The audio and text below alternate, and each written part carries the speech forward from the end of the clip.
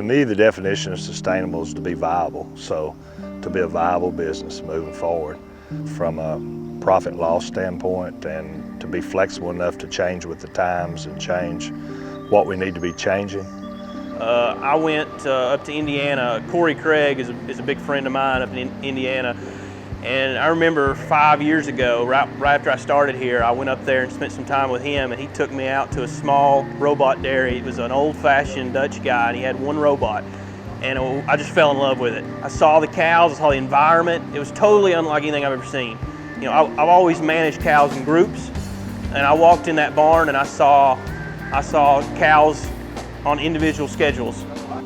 It was, I mean, I would say it like this: 5 years ago, I said there's no way this works on a large scale. So when I walked into that one robot farm in Indiana 5 years ago, and I saw every cow was doing their own thing, and it was so laid back, and so it looked inviting.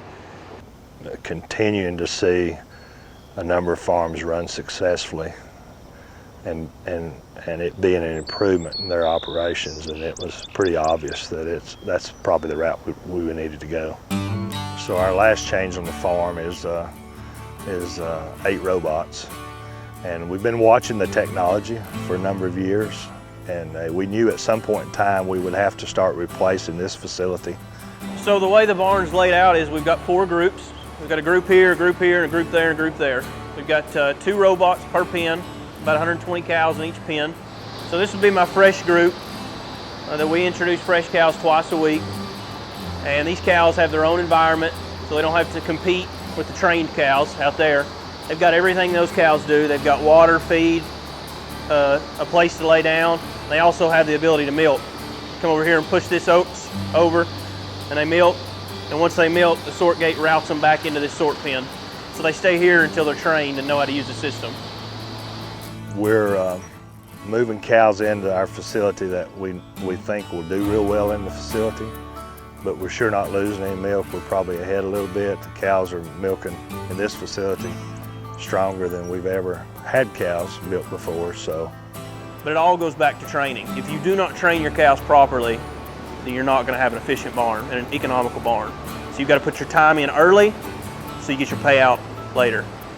It's been a good transition. So I generally smile every time I get my weekly report.